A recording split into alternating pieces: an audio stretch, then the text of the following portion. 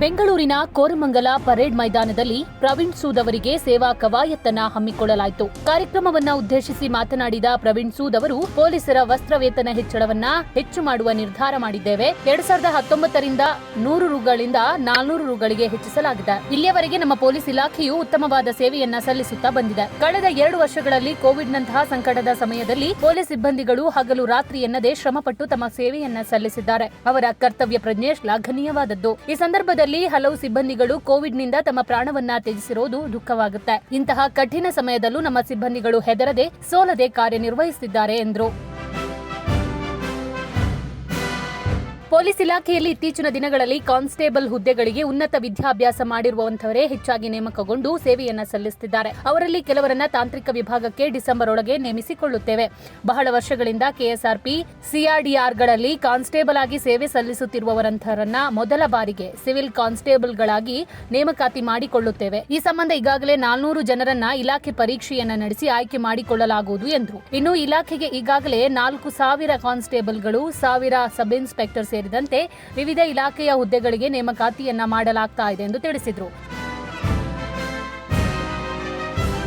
ರಾಜ್ಯದ ಗೃಹ ಸಚಿವರು ಅನುಮತಿ ಸೂಚಿಸಿದ ರಾಜ್ಯದಲ್ಲಿರುವ ಹಳೆಯ ಪೊಲೀಸ್ ಠಾಣೆಗಳಲ್ಲಿ ಸುಮಾರು 100 ಹೊಸ ಪೊಲೀಸ್ ಠಾಣೆಗಳನ್ನು ನಿರ್ಮಿಸಲಾಗುವುದು. ಕಳೆದ 50 ರಿಂದ 60 ವರ್ಷಗಳಲ್ಲಿ ಹಲವು ರೀತಿಯ ಅನುಪಯುಕ್ತ ವಸ್ತುಗಳು ಸೇರಿದಂತೆ ಬಂದೂಕುಗಳು ಉಪಯೋಗಿಸಲು ಸಾಧ್ಯವಾಗದೇ ಇರುವುದನ್ನು ಕಾನೂನು ರೀತ್ಯವಾಗಿ ಅವುಗಳನ್ನು ನಾಶಪಡಿಸಲಾಗುವುದು ಎಂದರು. 2020-2025 ಸಾಲಿನಲ್ಲಿ ರಾಜ್ಯದ ವಿವಿಧ ಜಿಲ್ಲೆಗಳಲ್ಲಿ ಸೇವೆ ಸಲ್ಲಿಸುತ್ತಿರುವ ಪೊಲೀಸರಿಗಾಗಿ 10,000 ವಸತಿಗಳನ್ನು ನಿರ್ಮಿಸಲು ಈಗಾಗಲೇ ಕಟ್ಟಡ ಕೆಲಸಗಳು ಸಾಗುತ್ತಿವೆ ಎಂದರು. ಕೆಎಸ್ಆರ್ಪಿ ಎಡಿಜಿಪಿ ಅಲೋಕ್ ಕುಮಾರ್ ಅವರು ಸೇರಿದಂತೆ ಇಲಾಖೆಯ ಅಧಿಕಾರಿಗಳು ಈ ಸೇವಾ ಕವಾಯತ್ತಿನಲ್ಲಿ ಉಪಸ್ಥಿತರಿದ್ದರು. ಶ್ರೀ ಕುಶಾಲ್ ಕೋಟ್ಸೆ ಎಎಸ್ಪಿ ಚಿಂತಾಮಣಿ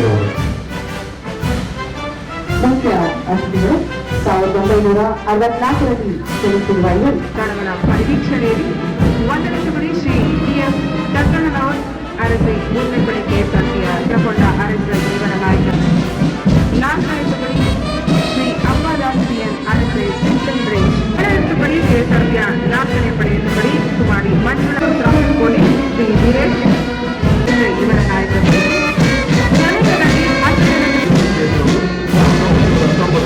ನಿರ್ವಹಿಸಿರುತ್ತಾರೆ.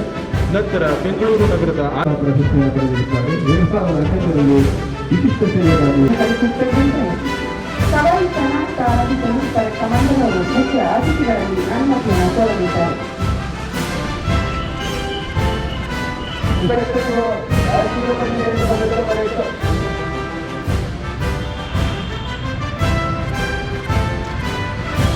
ಸವಾಲನ್ನು ಪ್ರಾರಂಭಿಸಲು ಅನುಮತಿಯನ್ನು ಪಡೆದ ಪರೇಡ್ ಕಮಾಂಡರ್ ಅವರು ತುಕಡಿಗಳಿಗೆ ಒಂದರ ಆದೇಶ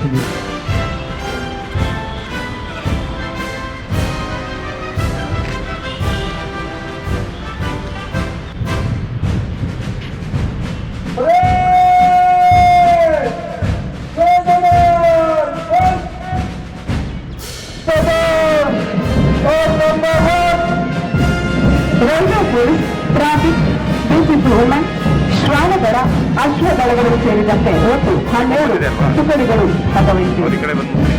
ಆತ್ಮೀಯ ಬಂಧುಗಳು, ಖಾಸಗಿ ತೂಕೆ, ವಿದ್ಯಾರ್ಥಿ, ಕಾರ್ಮಿಕ, ರೈತರುಗಳ ಮುಷ್ಕರಗಳು, ಚುನಾವಣಾ ಕರ್ತವ್ಯ, ನದಿಯ ಸಂಘರ್ಷಗಳು ಸೇರಿದಂತೆ ಕಾನೂನು ಸುವ್ಯವಸ್ಥೆ ಹದಗೆಟ್ಟದ ಸನ್ನಿವೇಶಗಳಲ್ಲಿ ಮುಂಚೂಣಿಯಲ್ಲಿದ್ದು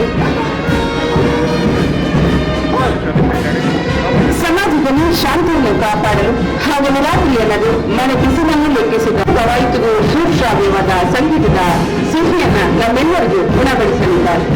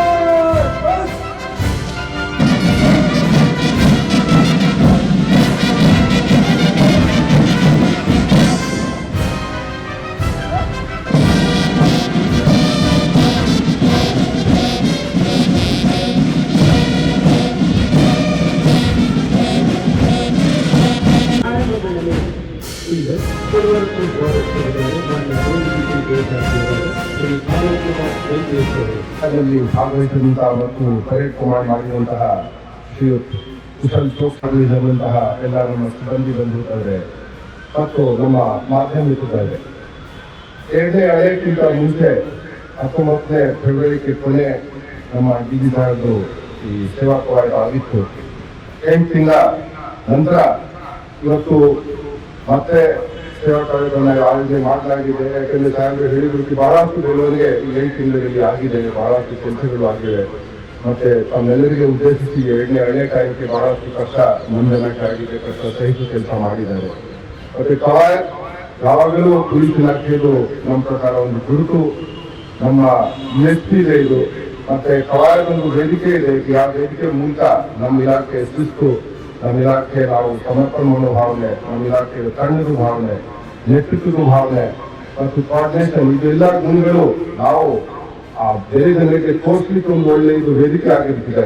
ಅದಕ್ಕಾಗಿ ಸಾಹೇಬರು ಬಹಳಷ್ಟು ಕೆಲಸ ಇದ್ರು ಕೂಡ 28 ಈಗಲೇ 21ನೇ ತಾರೀಕಿಗೆ ಕಮ್ಯುನಿಸ್ಟ್ ಹುತಾತ್ಮರ ದಿನಾಚರಣೆ ಇತ್ತು. ಈಗ 1ನೇ ತಾರೀಕಿಗೆ ಕನ್ನಡ ರಾಜ್ಯೋತ್ಸವ ಇದೆ. ಎಲ್ಲಾ ಕಾರ್ಯಕ್ರಮಗಳು ಮತ್ತು ಕೆಲಸಗಳು ಇದ್ರೂ ಸಹ ಈಗ ನಾವು ನಮ್ಮ ಸಿಬ್ಬಂದಿ ಜೊತೆ, ಅಧಿಕಾರಿಗಳ ಜೊತೆ ಮಾತಾಡಬೇಕು ಮತ್ತೆ ಇದು ಕವಾಯದ ಅವರು ನೋಡ್ಬೇಕು. ಆ ಪ್ರಯುಕ್ತ ಇದು ಸೇವಾ ಕಾರ್ಯಕ್ರಮವನ್ನು ಆಯೋಜನೆ ಮಾಡಲಾಗಿದೆ.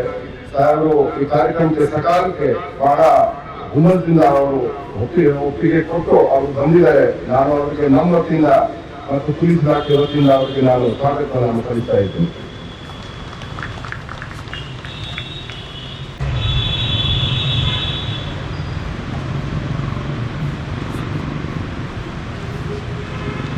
ಅದೇ ರೀತಿ ಇವತ್ತಿನ ಸೇವಾ ಕಾರ್ಯಕ್ರಮದಲ್ಲಿ ನಮ್ಮ ಕಾರಾಗೃಹ ಇಲಾಖೆ ಡಿಜಿಪಿಯಾದಂತಹ ಸಮಾಂಶ ಆಲೂಖಂಡ್ ಅವರಿಗೆ ಯಾವುದೇ ಕೂಡ ನಾವು ಕೇಳಿದಾಗ ಬಹಳ ಸಂತೋಷದಿಂದ ಅವರಿಗೆ ಒಪ್ಪಿಗೆ ಕೊಟ್ಟು ಇವತ್ತು ಸಕಾಲಕ್ಕೆ ಈ ಕಾರ್ಯಕ್ರಮಕ್ಕೆ ಬಂದಿದ್ದಾರೆ.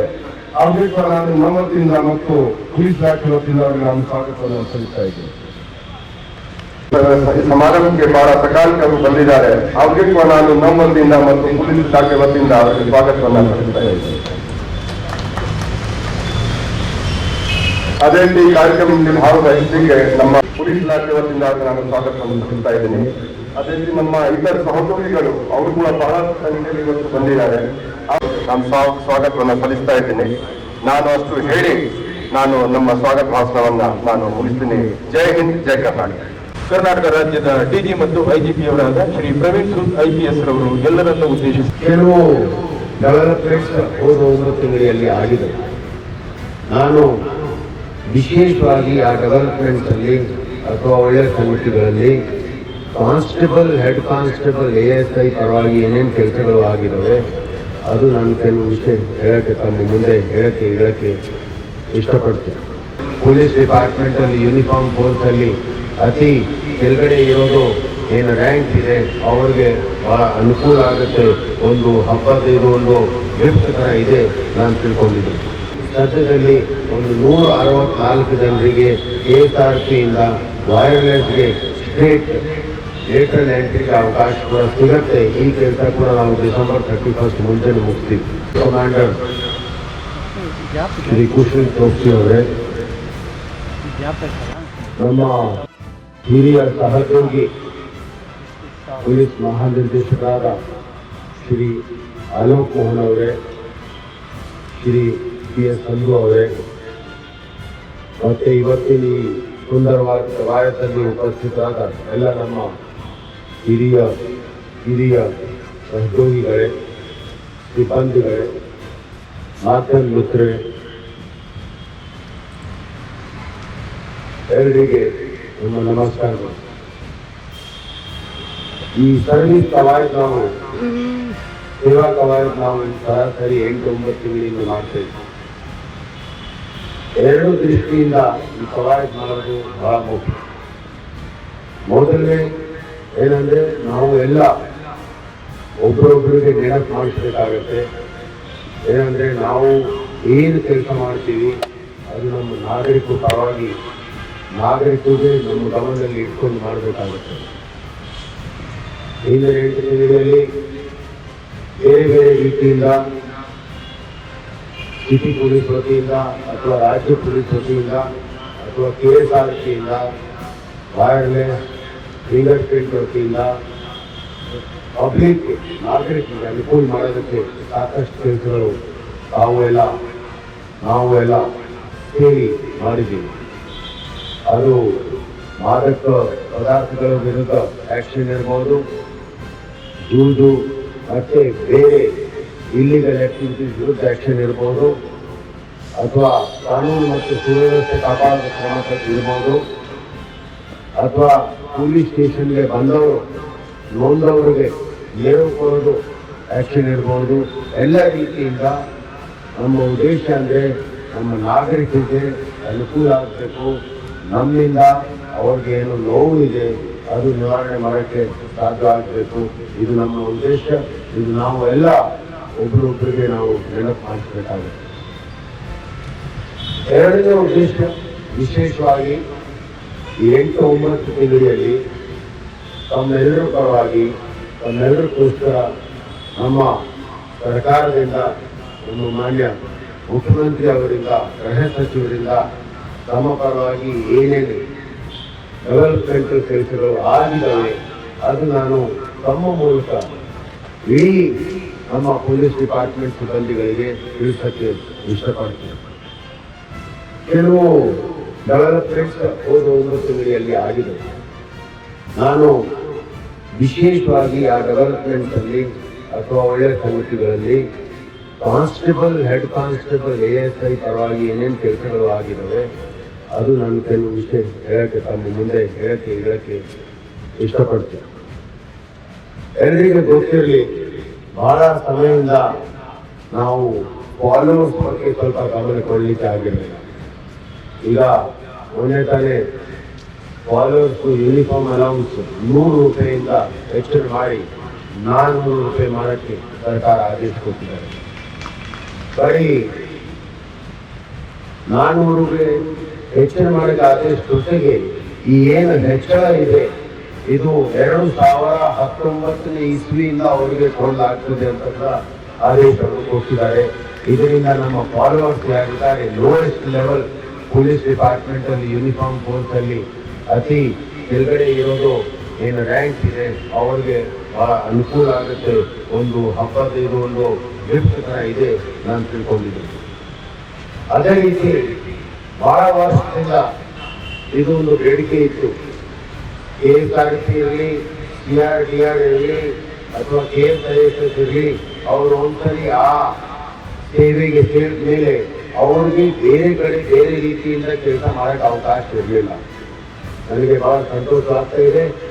ಮೊದಲಾಗಿ ಈಗ KSRTC, CRDR ಇಂದ lateral entry into constable as civil constable, KSRTC, CRDR constables civil constable ಆಗಲಿಕ್ಕೆ ಅವಕಾಶ ಸರ್ಕಾರ ಮತ್ತು ನಾವೆಲ್ಲ ಮಾಡ್ಕೊಂಡಿದ್ದೀವಿ. ಆಗಲೇ ಅಪ್ಲಿಕೇಶನ್ ಕೂಡ ಬಂದಿವೆ. ಮೊದಲೇ ಬ್ಯಾಚ್ ಅಲ್ಲಿ 400 ಜನ ಸದ್ಯದಲ್ಲಿ ಮುಂದಿನ ವಾರದಲ್ಲಿ ADGP ರಿಕ್ರೂಟ್ಮೆಂಟ್ ಅವರು ಒಂದು ಎಕ್ಸಾಮ್ ನಡೆಸಿ ಯಾರ್ಯಾರು ಅದಕ್ಕೆ ಪಾಸ್ ಆಗ್ತಾರೆ ಆ 400 ಜನರಿಗೆ lateral induction from CRDR, KSRTC, KSISS to civil PC ಒಂದು 2 ತಿಂಗಳವರೆಗೆ ಆಗುತ್ತೆ ಅಂತ ಇದು ಬಹಳ ಸಂತೋಷದ ಸಂಗತಿ.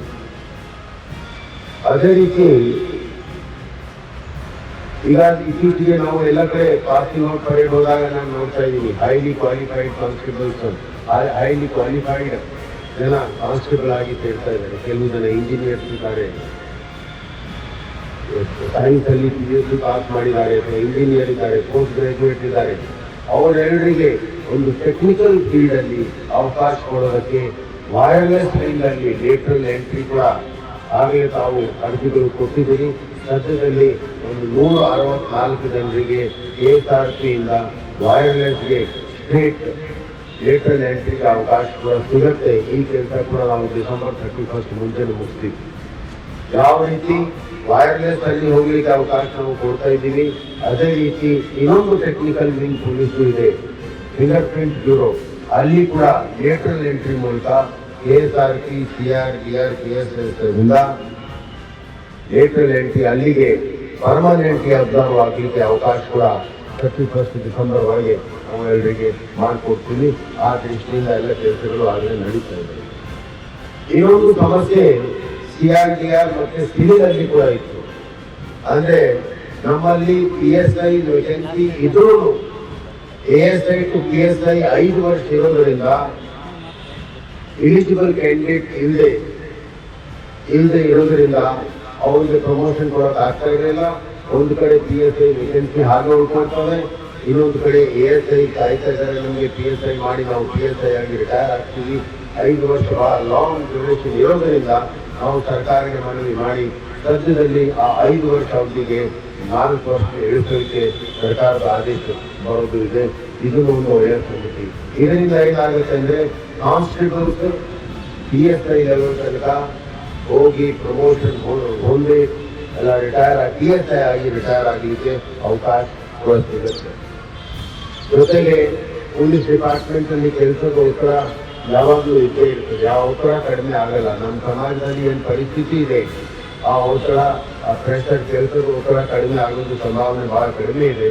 ಆದರೆ ಅವ್ರದ್ದು ಸಂಖ್ಯೆ ಜಾಸ್ತಿ ಮಾಡಿದರೆ ನಿಮ್ದು ಒತ್ತಡ ಕಡಿಮೆ ಆಗುತ್ತೆ. ಆ ದೃಷ್ಟಿಯಿಂದ ನಿಮ್ಗೆ ಆಗಲೇ ಗೊತ್ತಿದೆ, ಮೊನ್ನೆ ತಾನೇ 23ನೇ ತಾರೀಕು ಸಂಡೇ 4,000 ಸಿವಿಲ್ ಕಾನ್ಸ್ಟೇಬಲ್ಸ್ ಭರ್ತಿ ಮಾಡೋಕ್ಕೆ ರಿಟರ್ನ್ ಟೆಸ್ಟ್ ಆಗಲೇ ಆಗಿದೆ. ಡಿಸೆಂಬರ್ 31 ಒಳಗೆ ಅದನ್ನು ನಾವು ಅಪಾಯಿಂಟ್ಮೆಂಟ್ ಕೊಡೋಕ್ಕೆ ಎಲ್ಲ ರೀತಿಯಿಂದ ಪ್ರಯತ್ನ ಮಾಡ್ತೀವಿ. 4,000 ಜನ ಬಂದರೆ ನಿಮಗೂ ಕೂಡ ಸ್ವಲ್ಪ ಕೆಲಸದ ಒತ್ತಡ ಕಡಿಮೆ ಆಗುತ್ತೆ. ಬರೀ ಕಾನ್ಸ್ಟೇಬಲ್ಸ್ ಅಲ್ಲ, ಅದರ ಜೊತೆಗೆ ನಮ್ಮೆಲ್ಲರಿಗೂ ಗೊತ್ತಿದೆ 1,000 ಸಬ್ ಇನ್ಸ್ಪೆಕ್ಟರ್ಸ್ ಕೂಡ ಭರ್ತಿ ನಡೀತಾ ಇದೆ. ಆ ಸಬ್ ಇನ್ಸ್ಪೆಕ್ಟರ್ ಭರ್ತಿಯಲ್ಲಿ ನಿಮ್ಮಲ್ಲಿ ಕೂಡ ಸಾಕಷ್ಟು ಜನ ಭಾಗವಹಿಸಿದ್ದಾರೆ. 500 ಜನರಿಗೆ ಆಗಲೇ ರಿಟರ್ನ್ ಟೆಸ್ಟ್ ಆಗಿದೆ. ಬಾಕಿ 500 ಜನರಿಗೆ ರಿಟರ್ನ್ ಟೆಸ್ಟ್ ಸದ್ಯದಲ್ಲಿ ಆಗುತ್ತೆ. ಮಾರ್ಚ್ 31, 2022 ತನಕ ಇನ್ನೊಂದು 1,000 ಸಬ್ ಇನ್ಸ್ಪೆಕ್ಟರ್ಸ್ ನಮ್ಮ ಡಿಪಾರ್ಟ್ಮೆಂಟ್ಗೆ ಇಲಾಖೆಗೆ ಸೇರ್ತಾರೆ. ಅದೇ ರೀತಿ ಅದರ ಜೊತೆಗೆ 200 RSI, PSI, KSISS ಸಬ್ ಇನ್ಸ್ಪೆಕ್ಟರ್ಸ್, KSRTC ಸಬ್ ಇನ್ಸ್ಪೆಕ್ಟರ್ಸ್ 200 ಜನ ಇನ್ನೂ ಭರ್ತಿ ಮಾಡೋಕ್ಕೆ ಕೂಡ ಸರ್ಕಾರ ನಮಗೆ ಅನುಮತಿ ಕೊಟ್ಟಿದ್ದಾರೆ. ಸದ್ಯದಲ್ಲಿ ಅದಕ್ಕೂ ಕೂಡ ನೋಟಿಫಿಕೇಶನ್ ಬರ್ತದೆ. ಅದರ ಜೊತೆಗೆ ಈಗ ಪೊಲೀಸ್ ಸ್ಟೇಷನ್, ಕೆಲವು ಕಡೆ ಪೊಲೀಸ್ ಸ್ಟೇಷನ್ ಪರಿಸ್ಥಿತಿ ಸರಿ ಇರಲಿಲ್ಲ. ಆಗಲೇ ನಮ್ಮ ಸನ್ಮಾನ್ಯ ಗೃಹ ಸಚಿವರು ಎಲ್ಲ ತಮಗೆ ಹೇಳಿದ್ದಾರೆ, ತಾವು ಕೇಳಿರ್ಬೋದು. ಒಂದೇ ವರ್ಷದಲ್ಲಿ 100 ಪೊಲೀಸ್ ಸ್ಟೇಷನ್ ಕಟ್ಟಕ್ಕೆ ಆಗಲೇ ಕ್ರಮ ತಗೊಂಡಿದ್ದೀವಿ. ಬರೀ ಪೊಲೀಸ್ ಸ್ಟೇಷನ್ ಅಲ್ಲ, ಬಹಳಷ್ಟು ಪೊಲೀಸ್ ಸ್ಟೇಷನ್ಸಲ್ಲಿ ಬಹಳಷ್ಟು ಜಿಲ್ಲೆಗಳಲ್ಲಿ DR ಬಹಳ ಹಳೆದು ಇತ್ತು. ಕೆಲವು ಜಿಲ್ಲೆಗಳಲ್ಲಿ ಎಂಟಿ ಸೆಕ್ಷನ್ ಇರಲಿಲ್ಲ, ಎಂಟಿ ಶೆಡ್ನೂ ಇರಲಿಲ್ಲ, ಆರ್ಮರೀಸ್ ಇರಲಿಲ್ಲ, ಡಾಕ್ ಏನೌಟ್ ಇರಲಿಲ್ಲ. ಅದೆಲ್ಲ ರೀತಿಯಿಂದ ಸುಮಾರು 100 ಕೋಟಿ ವೆಚ್ಚದಲ್ಲಿ ಕೆಲಸಗಳು ಆಗಲೇ ಸ್ಟಾರ್ಟ್ ಆಗಿವೆ. ಹೊಸ ಆರ್ಮರಿ ಕಟ್ಬೋದು, ಆದರೆ ಹೊಸ ಆರ್ಮರಿಯಲ್ಲಿ ತಮ್ಮೆಲ್ಲರಿಗೂ ಗೊತ್ತಿದೆ, ಕೆಲವು ನಮ್ಮ ಗೌರ್ಮೆಂಟ್ ವೆಪನ್ಸ್ 40, 50, 60 ವರ್ಷದ ಹಾಗೆ ಬಿದ್ದಿವೆ, ಅದು ಉಪಯೋಗಿಸ್ಲಿಕ್ಕೂ ಆಗಲ್ಲ. ಅದೇ ರೀತಿ ಪಬ್ಲಿಕ್ ಕಡೆಯಿಂದ ಬಹಳಷ್ಟು ವೆಪನ್ ಜಮಾ ಮಾಡಿ ಅವರು ಮಾಡಿಸ್ಬಿಟ್ಟಿದ್ದಾರೆ, ಯಾಕೆಂದ್ರೆ ಅವ್ರಿಗೆ ಅವಶ್ಯಕತೆ ಇಲ್ಲ ಅಂತ ವೆಪನ್ಸ್ಗಳು ನಮ್ಮ ಆರ್ಮರಿಯಲ್ಲಿ 30, 40, 50 ವರ್ಷದಿಂದ ಬಿದ್ದಿದೆ. ನಾನು ವಿಶೇಷವಾಗಿ ನಮ್ಮ DGP CID ಅವರಿಗೆ ಅಭಿನಂದನೆ ಅಂತ ಹೇಳಕ್ಕೆ ಇಷ್ಟಪಡ್ತೀನಿ. ಯಾಕಂದ್ರೆ ಅವ್ರ ಲೀಡರ್ಶಿಪ್ ಅಲ್ಲಿ ಎಲ್ಲ ಹಳೆ ಗವರ್ಮೆಂಟ್ ವೆಪನ್ ಮತ್ತೆ 40, 50, 60 ವರ್ಷದಿಂದ ಇರೋದು ಎಕ್ಸ್ಪೈರ್ಡ್ ಅಮ್ಯುನಿಷನ್, ಅದೊಂದು ಪದ್ಧತಿ ಪ್ರಕಾರ, ಸ್ಕೀಮ್ ಪ್ರಕಾರ, SOP ಪ್ರಕಾರ ಡಿಸ್ಟ್ರಕ್ಷನ್ ಮಾಡೋಕ್ಕೆ ಅವರು ಬಹಳ ಒಂದು ಸಹಜ ಕ್ರಮ ತಗೊಂಡಿದ್ದಾರೆ. ಸದ್ಯದಲ್ಲಿ ಅದನ್ನು ಒಂದು ಕ್ಲೀನಿಂಗ್ ಆಪರೇಷನ್, ದೀಪಾವಳಿ ಮುಂಚೆ ನಾವು ಎಲ್ಲ ಮನೆಗಳು ಕ್ಲೀನ್ ಮಾಡ್ತೀವಿ, ಅದೇ ರೀತಿ ಈ ದೀಪಾವಳಿ ಮುಂಚೆ ನಾವು ನಮ್ಮ ಡಿಪಾರ್ಟ್ಮೆಂಟ್ ಎಲ್ಲ ಕ್ಲೀನಿಂಗ್ ಮಾಡೋಕ್ಕೆ ಇದು ಪ್ರಯತ್ನ ನಡೆಸ್ತಾ ಇದ್ದೀವಿ. Government weapons, outdated weapons, ineffective weapons ಮತ್ತು ಪ್ರೈವೇಟ್ ವೆಪನ್ಸ್ ಅದೆಲ್ಲ ಡಿಸ್ಟ್ರಕ್ಷನ್ ಮಾಡೋಕ್ಕೆ ಕಾನೂನು ಪ್ರಕಾರವಾಗಿ ಸಾಕಷ್ಟು ಕ್ರಮ ನಡೆದಿದೆ. ಅದನ್ನು ಒಂದು ಒಳ್ಳೆಯ ಸುದ್ದಿ ನಾನು ತಮಗೆ ಹೇಳಕ್ಕೆ ಇಷ್ಟಪಡ್ತೀನಿ. ಪೊಲೀಸ್ ಸಹ 20 ಆಗಲೇ ಮುಗಿದಿದೆ. ಕೆಲವು ಪಾಠಗಳು ಕೊನೆ ಹಂತದಲ್ಲಿ ಪಾಠಗಳು ಸದ್ಯದಲ್ಲಿ ಗೃಹ ಸಚಿವರು ಸಿಟಿ ಪೊಲೀಸ್ಗೆ ಹ್ಯಾಂಡ್ ಓವರ್ ಮಾಡ್ತಾರೆ, ಬಹುಶಃ ಈ ವಾರದಲ್ಲಿ ಅಥವಾ ಮುಂದಿನ ವಾರದಲ್ಲಿ ಹ್ಯಾಂಡ್ ಓವರ್ ಮಾಡ್ತಾರೆ. ಜೊತೆಗೆ ಪೊಲೀಸ್ ಸಹ 2025 10,000 ಹೊಸ ಮನೆ ಕಟ್ಟಕ್ಕೆ ಕೂಡ ಏನು ಪ್ರೊಸೀಜರ್ ಇದೆ, ಅದು ಸ್ಟಾರ್ಟ್ ಆಗಿದೆ. ಬಹಳಷ್ಟು ಕಡೆ ಗುದ್ಲಿ ಪೂಜೆನೂ ಆಗಿದೆ, ಬಹಳಷ್ಟು ಕಡೆ ಕನ್ಸ್ಟ್ರಕ್ಷನ್ ಸಹ ಸ್ಟಾರ್ಟ್ ಆಗಿದೆ. 2025ವರೆಗೆ ಇನ್ನೂ 10,000 ಮನೆಗಳು ನಾವು ಸೇರ್ತೀವಿ. ಈ ಭರವಸೆ ನಾನು ತಮಗೆ ಹೇಳಕ್ಕೆ ಇಷ್ಟಪಡ್ತೀನಿ. ಸೈಂಟಿಫಿಕ್ ಇನ್ವೆಸ್ಟಿಗೇಷನ್ ಅಲ್ಲಿ ಹೊಸದಾಗಿ team of crime officers 206 team of crime ಆಫೀಸರ್ಸ್ಗೆ ಆಗಲೇ ಕ್ಯಾಡರ್ ರಿಕ್ರೂಟ್ಮೆಂಟ್ ರೂಲ್ ಬಂದಿವೆ. ಯಾರ್ಯಾರು ಫಾರೆನ್ಸಿಕ್ ಸೈನ್ಸ್ ಅಲ್ಲಿ ಗ್ರಾಜ್ಯುಯೇಷನ್ ಮಾಡಿದ್ದಾರೆ ಅಥವಾ ಪೋಸ್ಟ್ ಗ್ರಾಜ್ಯುಯೇಷನ್ ಮಾಡಿದ್ದಾರೆ ಅವ್ರಿಗೆ ಸಿವಿಲ್ ಪೊಲೀಸ್, ಸಿವಿಲ್ ಅಂದರೆ civilian wing of police FSL ಆ ಥರ ಡಿಪಾರ್ಟ್ಮೆಂಟ್ಗೆ ಸೇರಲಿಕ್ಕೆ ಅವಕಾಶ ಇದೆ. ಮುಂದಿನ ತಿಂಗಳಿಯಲ್ಲಿ ಇದರದ್ದು ನೋಟಿಫಿಕೇಶನ್ ಕೂಡ ನಾವು ಇಶ್ಯೂ ಮಾಡ್ತೀವಿ. ಇನ್ನೊಂದು ಒಳ್ಳೆಯ ಸಂಗತಿ ಅಂದರೆ ಇನ್ನು ಮುಂದೆ ಟೀಮ್ ಆಫ್ ಕ್ರೈಮ್ ಆಫೀಸರ್ಸ್ ಆಗಲಿ, ಸೈಂಟಿಫಿಕ್ ಆಫೀಸರ್ಸ್ ಆಗಲಿ, ಯಾರಾದರೂ ಫಾರೆನ್ಸಿಕ್ ಸೈನ್ಸ್ ಲ್ಯಾಬಾರ್ಟರಿಯಲ್ಲಿ ಇರಲಿ, ಅವರು ಒಂದು national standard, international standard training ಕೊಡೋಕ್ಕೆ ನಾವು ಗುಜರಾತ್ ಕೊಡೋಕ್ಕೆ ವ್ಯವಸ್ಥೆ ಕೂಡ ಮಾಡಿದ್ದೀವಿ. ಆಗಲೇ ಸದ್ಯದಲ್ಲಿ ಒಂದು ಬ್ಯಾಚ್ ಗುಜರಾತಲ್ಲಿ ಟ್ರೈನಿಂಗ್ ತಗೊಳ್ತಾ ಇದ್ದಾರೆ. ಪೊಲೀಸ್ ಟ್ರೈನಿಂಗ್ ಸ್ಕೂಲ್ ಪರವಾಗಿ ಹೇಳಬೇಕಾದ್ರೆ ಸಾಕಷ್ಟು ಎಲ್ಲ ಪೊಲೀಸ್ ಟ್ರೈನಿಂಗ್ ಸ್ಕೂಲ್ಸಲ್ಲಿ ಟ್ರೈನಿಂಗ್ ಸತತವಾಗಿ ನಡೀತಾ ಇದೆ. ಇವತ್ತು ಅನ್ಟ್ರೈನ್ಡ್ ಕಾನ್ಸ್ಟೇಬಲ್ಸ್ ಯಾರು ಇಲ್ಲ ಅಂತ ನಾನು ತಿಳ್ಕೊಂಡಿದ್ದೀನಿ. ಹೇಗೆ ಕಾನ್ಸ್ಟೇಬಲ್ಸ್ ಡಿಪಾರ್ಟ್ಮೆಂಟ್ಗೆ ಸೇರ್ತಾರೆ ಹಾಗೆ ಅವರಿಗೆ ನಾವು ಟ್ರೈನಿಂಗ್ ಕೊಡೋಕ್ಕೆ ರೆಡಿ ಆಗಿದ್ದೀವಿ. ವ್ಯವಸ್ಥೆ ಕೂಡ ಆಗಿದೆ, ಸಾಕಷ್ಟು ಬಂಡವಾಳ ಸೃಷ್ಟಿಯಾಗಿದೆ. ಈ ದೃಷ್ಟಿಯಲ್ಲಿ ಮೊನ್ನೆ ತಾನೇ 4ನೇ ಬಟಾಲಿಯನ್ KSRPಯಲ್ಲಿ ಇನ್ನೊಂದು ಹೊಸ ಪೊಲೀಸ್ ಟ್ರೈನಿಂಗ್ ಸ್ಕೂಲ್ ಶುರು ಮಾಡಿದ್ದಾರೆ. ಅದಕ್ಕೂ ನಾನು ಕಮಾಂಡೆಂಟ್ ಮತ್ತು ADG KSRPಗೆ ಅಭಿನಂದನೆಗಳು ಹೇಳಕ್ಕೆ ಇಷ್ಟಪಡ್ತೀನಿ. ಕೊನೆಯಲ್ಲಿ ಯಾವಾಗಲೂ ನಾವು KSRPಲಿ ರಿಕ್ರೂಟ್ಮೆಂಟ್ ಮಾಡೋದು 500 ಜನ, 600, 1,000 ಜನ ಮ್ಯಾಕ್ಸಿಮಮ್ ಮಾಡಿರ್ಬೋದು ಹಿಂದಿನ ಇತಿಹಾಸದಲ್ಲಿ. ಆದರೆ ಈ ಸರಿ ಒಂದೇ ಸರಿ ನಾವು KSRPಯಲ್ಲಿ 2,600 ಜನರಿಗೆ ರಿಕ್ರೂಟ್ಮೆಂಟ್ ಮಾಡಿದ್ದೀವಿ. ಬಹುಶಃ ಇಂಥ ದೊಡ್ಡ ರಿಕ್ರೂಟ್ಮೆಂಟ್ ಒಂದೇ ಬ್ಯಾಚಲ್ಲಿ ಯಾವಾಗಲೂ ಇತಿಹಾಸದಲ್ಲಿ ಆಗಿಲ್ಲ. ಅದಕ್ಕೆ ನಾನು ADG ರಿಕ್ರೂಟ್ಮೆಂಟ್ ಮತ್ತು ADG KSRP ಅವರಿಗೆ ಅಭಿನಂದನೆಗಳು ಹೇಳಕ್ಕೆ ಇಷ್ಟಪಡ್ತೀನಿ. ಅದರ ಜೊತೆಗೆ ಹಿಂದೆ ನಾವು 1,000 ಜನ ಅಪಾಯಿಂಟ್ ಮಾಡಿದರೆ ಬರೀ 30% 300-400 ಜನ ಬರ್ತಿದ್ರು. ಈಗ ಪರಿಸ್ಥಿತಿ ನಿರ್ಮಾಣ ಇನ್ನು ಮುಂದೆ ಆಗೋದಿಲ್ಲ. 1,000 ಜನ ರಿಕ್ರೂಟ್ ಮಾಡಿದರೆ ಪ್ರೊಸೀಜರಲ್ ಚೇಂಜ್ ಮಾಡೋದ್ರಿಂದ 1,000 ಜನ ಅಪಾಯಿಂಟ್ ಮಾಡಿದರೆ 1,000 ಜನನೂ ಬರ್ತಾರೆ. ಅದಕ್ಕೆ ನಮ್ಮ ಸ್ಟ್ರೆಂತ್ ಹೆಚ್ಚು ಮಾಡೋಕ್ಕೆ ಸಾಧ್ಯ ಆಗುತ್ತೆ. ಜೊತೆಗೆ ತಾವು ಯಾವಾಗಲೂ ಬಂದೋಬಸ್ತಲ್ಲಿ ಇರ್ತೀವಿ. ವಿಶೇಷವಾಗಿ ಬ್ಯಾಂಗ್ಳೂರ್ ಸಿಟಿ, ಬೆಳಗಾಂ ಸಿಟಿ, ಮೈಸೂರು ಸಿಟಿಯಲ್ಲಿ ಬಂದೋಬಸ್ತ್ ಭಾಳ ಜಾಸ್ತಿ ಇರ್ತವೆ. ಮನೆಗೆ ಹೋಗಿ ಊಟ ಮಾಡೋಕ್ಕೂ ಟೈಮು ಸಿಗಲ್ಲ. ಅದಕ್ಕೆ ಸರ್ಕಾರ ವತಿಯಿಂದ ಈ ಬಂದೋಬಸ್ತಲ್ಲಿ ಫೀಡಿಂಗ್ ಚಾರ್ಜ್ ಇದೆ 100 ರೂಪಾಯಿ ಇತ್ತು, ಅದು ಆಗಲೇ 200 ರೂಪಾಯಿ ಆಗಿದೆ ಅನ್ನೋ ಬಗ್ಗೆ ತಮಗೆ ಎಲ್ಲರಿಗೆ ಗೊತ್ತಿರುತ್ತೆ.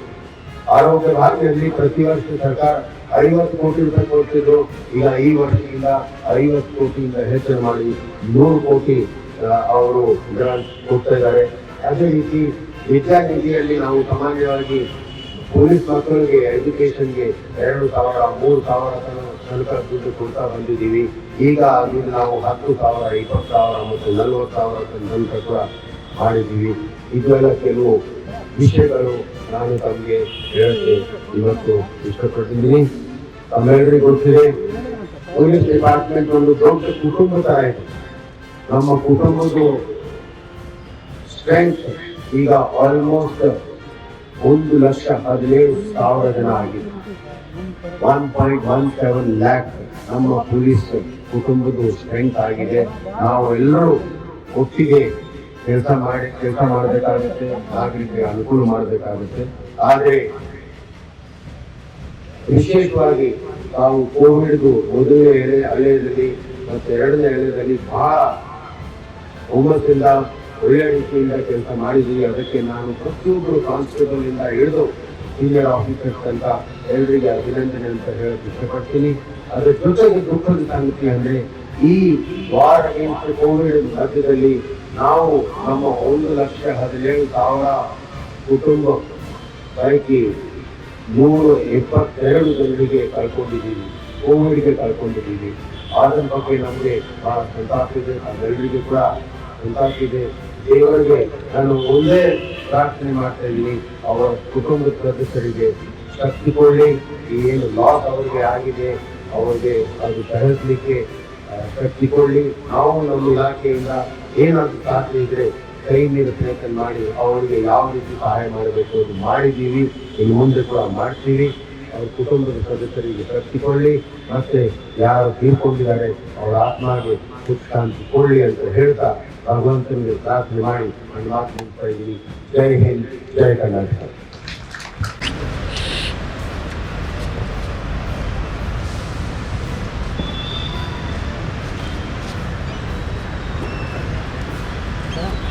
ಈಗ ಸೇವಾ ಕವಾಯತಿನ ಕೊನೆಯ ಘಟ್ಟ. ಕವಾಯತನ್ನ ಹೊರೆ ನಡೆಸಲು ಪರೇಡ್ ಕಮಾಂಡರ್ ಅವರು ಮುಖ್ಯ ಅತಿಥಿಗಳಲ್ಲಿ ಅನುಮತಿಯನ್ನು ಕೋರಲಿದ್ದಾರೆ.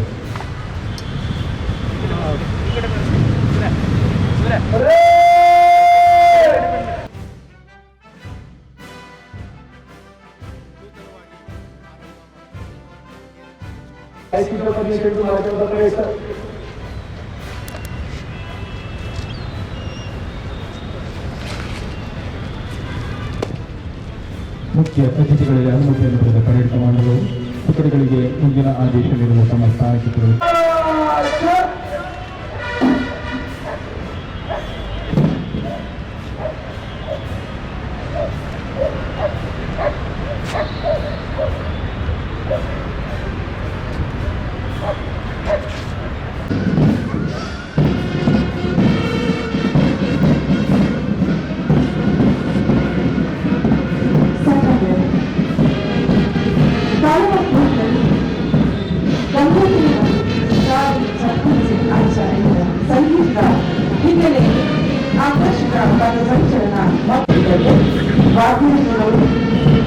ಎಲ್ಲ ತುಡಿಗಳು ಮತ್ತೊಮ್ಮೆ ಅಧಿಕಾರಿಗಳಿಗೆ ಶಕ್ತವಶನ್ನ ಸಲ್ಲಿಸುತ್ತಾ ಬಂದರಿಂದ ಹೊರಗಡೆಯರು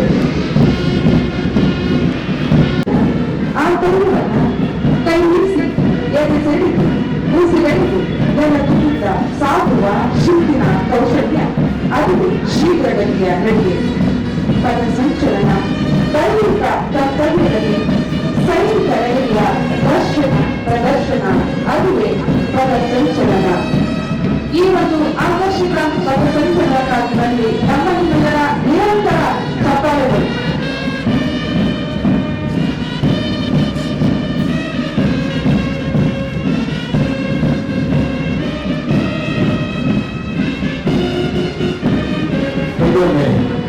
ಪರೇಡ್ ಮುಂಚೂಣಿಯಲ್ಲಿ ಶ್ರೀ ಕುಶಾಲ್ ಚೌಕ್ಸೆ IPS ASP ಚಿತ್ತಾನೂರು ಪ್ರಧಾನರವರು ಅವರನ್ನು ಹಿಂಬಾಲಿಸುತ್ತಾ ಆರ್ಮಿ ಅಶ್ವ ಕಮಾಂಡೆಂಟ್ ಅವರು ಮುಖ್ಯ ಅತಿಥಿಗಳಿಗೆ ಸಲ್ಲಿಸುತ್ತಾ ಸಾಗ್ತಾ ಇದ್ದಾರೆ. ಅವರ ಕವಾಯತಿನ ಪ್ರಕಾಶದ ನಾಯಕರಾಗಿ ಶ್ರೀ ಮಹಾಂತೇಶ್ ಸ್ಪೆಷಲ್ ಆಗಿ ಮೂರನೇ ಕಡೆಯವರು ಕೆ ಸತ್ಯ ಮೂರನೇ ಕಡೆ ಕೆ ಸತ್ಯ ಶ್ರೀ ಡಿ.ಎಸ್. ದತ್ತಣ್ಣನವರು ಇವರ ನಾಯಕತ್ವದಲ್ಲಿ ಅತಿಥಿಗಳಿಗೆ ವಂದನೆಯನ್ನು ಸಲ್ಲಿಸಿ ಮುಂದೆ ಸಾಗುತ್ತಿದ್ದಾರೆ.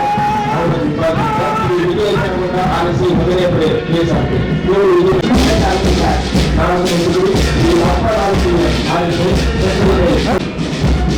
ಮೈಮನಸ್ಸಿನಲ್ಲಿ ಕೇಂದ್ರೀಯ ಪುಸ್ತಕದ ಶ್ರೀ ಶಿವಪ್ಪ ಇವರ ನಾಯಕತ್ವದಲ್ಲಿ ಮುಖ್ಯ ಅತಿಥಿಗಳಿಗೆ ವಂದನೆಯನ್ನು ಸಲ್ಲಿಸಿ ಮುಂದೆ ಸಾಗುತ್ತಿದ್ದಾರೆ.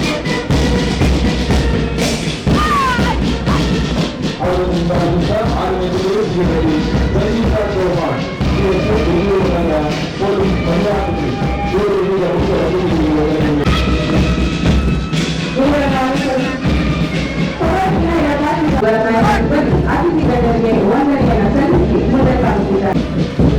ಈಗ ವೇದಿಕೆಯ ಮುಖಾಂತರ ಮುಂದೆ ಸಾಗುತ್ತಿದ್ದಾರೆ.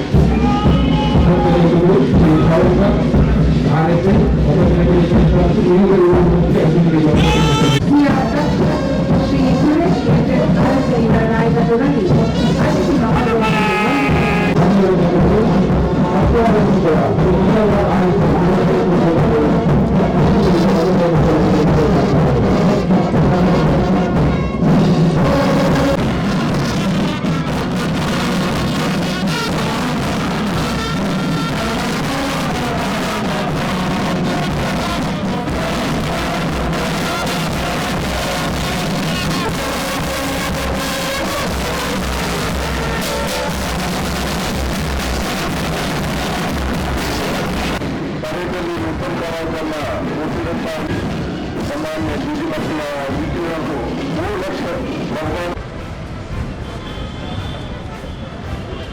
ಇಂದಿನ ಸೇವಾ ಕವಾಯತಿಗೆ ಆಗಮಿಸಿದ ಹಿರಿಯ ಅಧಿಕಾರಿಗಳು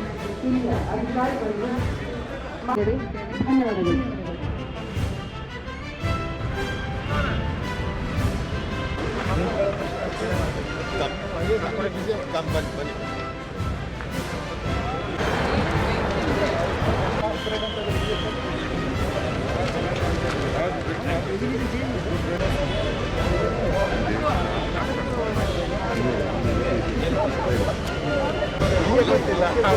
ಕೇಳಿದ್ರೆ ಅವಳ ಸೀನ್ ಆಟಿಟ್ಯೂಡ್ ಸೀನ್